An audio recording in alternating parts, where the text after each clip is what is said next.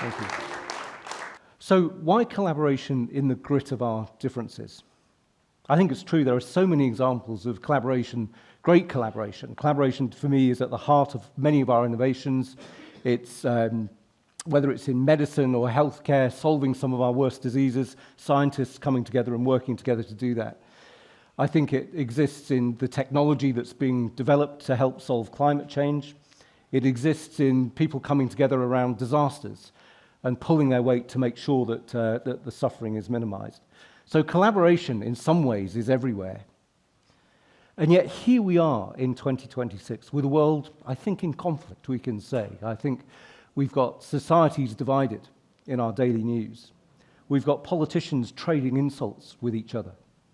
And so collaborating in the grit of our differences is actually rather tricky. I think, like me, most of you, if you read the news these days, you'd be a bit disappointed, to say the least, if not find it quite difficult to pass that news on to your kids, maybe. And yet, I don't think it has to be that way, actually. If you imagine that it's tomorrow morning and that you picked up your phone and you turned it on and you scrolled through to the news, imagine, if you would, just reading about nations coming together and solving those differences.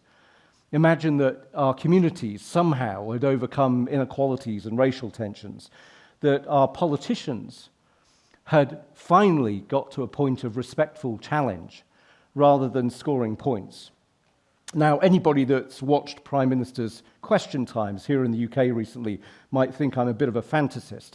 Who knows? One day.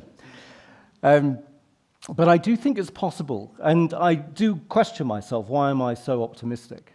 Well, let me bring you back to this picture.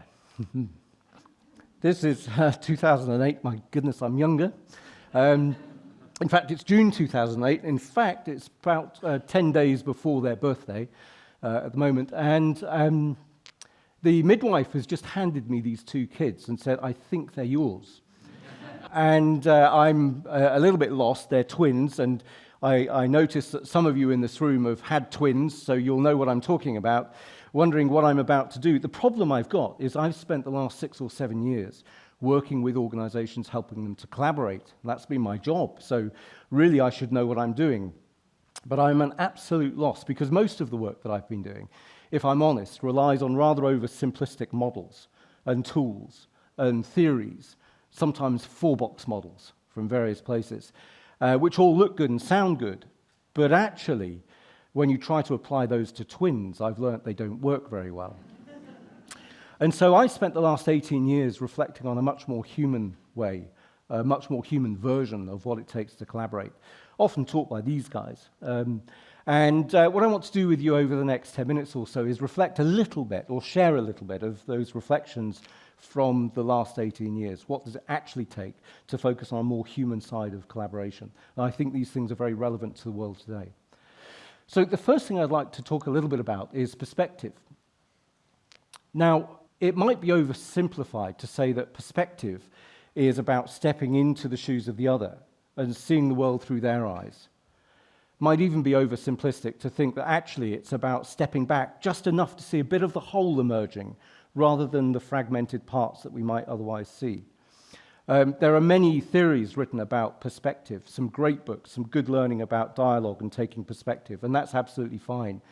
And yet somehow in the grit of our differences, instead of having perspective, we defend points of view. And it's not surprising that that's true, because I think in our educational context, for example, our kids are educated around individual attainment, and then they're schooled in debate. And often, if they're lucky enough to go to universities, they're taught to defend a point of view. In our organizations, we're held to individual account. And not just that, but we're taught competition, very rightly. Our political systems are infused with left or right, or blue or red, or A or B. And then our social media simply reinforces the same points of view. And so it's not surprising that perspective is actually quite difficult. But let me bring a human version of that to you in a story that I want to tell that goes back some years. So at the very beginning of my consulting days, I was involved in a project where the people involved, the top team involved in this project had fallen out. In fact, they'd actually almost downed tools. And half the team were in Brazil and half the team were in the UK. And the task was to bring this group of people together and help them reconcile their differences. And I was the person that was asked to do that. And so here I was, sat with 18 people. And like most consultants, I hadn't actually got a clue what I was about to do. But I thought we should start. And we started with one person speaking. And I just asked everybody else to remain silent. And that person took about 5 minutes to say what they needed to say. And you could imagine that the rest of the people in the room were sat with their arms folded, leant back, with rather angry faces. And I remember that moment. And then we went round the room with each person taking about 5 minutes and everybody else sat in silence. We got halfway through, shoulders started to come down slightly, and then we got to the end, the last person speaking. And you could hear a pin drop. People were leaning forward. And sometimes, there were moments, I think, where people were sort of viscerally, tears in their eyes, were sort of leaning in, trying to hear what was being said. And when we finished, surprisingly, I just asked what was possible. Again, not knowing quite what to do as a consultant, I just used the words, now what's possible. And what happened in that moment really stays with me. It was simply that people took the time to listen to each other. And so instead of just seeing the world from their own point of view, they saw it from each other's point of view. And instead of just seeing the storied fragments of their part of the business, they heard the whole story. And for me, that's perspective. And I wish we could take some more time to listen to each other and hear the perspectives of the other. So that's the first thing I wanted to share. The second thing is inclusion. Now, this might sound a bit odd as a consultant in the world of good collaboration, but I actually think collaboration is one of the most overused terms.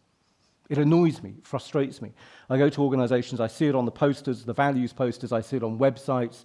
Leaders seem to talk about collaboration if it's a panacea to all of their problems, which is rather worrying. And I actually think that we should be collaborating where it really matters. And I think there's also a place for fast decisions, where we trust each other to make good decisions. I think those two are separate things. The problem, I think, is that where it really matters is often with the people that we might blame the most. It's not comfortable. We may need to collaborate with people we distrust, we blame, we even dislike. Let me give you an example. A humanitarian organization I had the privilege of doing a little bit of work with a couple of years ago said to me, or a lady from this organization said to me, look, David, one of the problems we face is we're on the ground where there are conflicts and we have to get aid to the people that need the aid. And to be legitimate on the ground, we have to be neutral, entirely neutral with the different stakeholders. And so I have to work with governments, I have to work with militaries, I have to work with paramilitaries, I have to work with warlords, and I have to work with potential terrorist organizations, and I have to be neutral.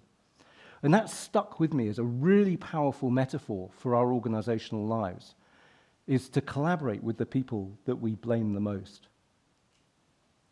The final piece is about accountability.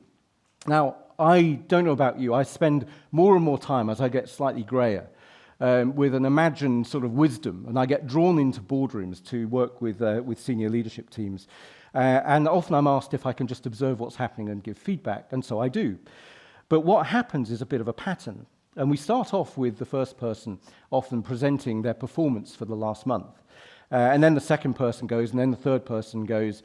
And there's a visible sigh of relief on the people that have just presented as the buck moves on to the next person. Some of you might notice this. And as we get to the third person, there's a slight anomaly in the results. They haven't quite achieved their targets. And all of the scrutiny goes to that person. Now, this is called individual accountability, and it's absolutely fine, and I understand it, and we have to own our results. But I call for something which is slightly different to that, which is that we have each other's backs in our teams and in our organizations. And that's much more important. Let me give you another quick short story. I remember being at a leadership conference once where myself and a number of others, in fact there were about 200 of us, were at this conference. And it was being delivered by a very petite, rather lovely, softly spoken Texan lady. And it was about accountability in leadership. Now, she started and we got till about 10:30, and then she said, would you like a break? And of course we said yes. And she said, well, there's a cafe just down the corridor. What time would you like to be back? And so resoundingly we said 11 o'clock. So she said 11 o'clock, do we agree? 11 o'clock came, of course, and there were about 80% of the people in the room. And this wonderful, very softly spoken, gentle Texan lady blew. She said, what the hell is going on here? This is a leadership conference about accountability, and you can't even be in the room on time. 1 o'clock came, and she said, would you like a break? We said yes. How about 2 o'clock? 2 o'clock. 200 people, small cafe. We run outside the room. We get, some of us get some food, and we get back, and here we are. But 2 people are missing. And she blows. And she said, okay, this is the point. She said, you may be sat here thinking, I'm all right, Jack. I've eaten and I'm back. But these 2 people that are missing, accountability isn't about you being back. It's about you all being back. And so ever since then, I've had this view that when we try to collaborate in the grit of our differences, accountability is about having each other's backs. So I'll leave those 3 things with you. Let's go back to 2008. We have a slightly different problem. I believe that right now it's going to be pretty tricky to change some of the leaders of today, for most of us. But I think what we can do is we can sow the seeds for the leaders of tomorrow. And it doesn't have to be clever stuff. It's actually about what we choose to role model. I think the people in this room, what do we role model? About perspective, about having each other's backs, about inclusion, about making sure that we work with the people that we might blame the most, and about accountability. What do we choose to role model? And maybe, just maybe, when our kids read the newspapers, if they have real newspapers, perhaps whatever news they read in a few years' time, they realize that we've learnt to collaborate in the grit of our differences. Thank you.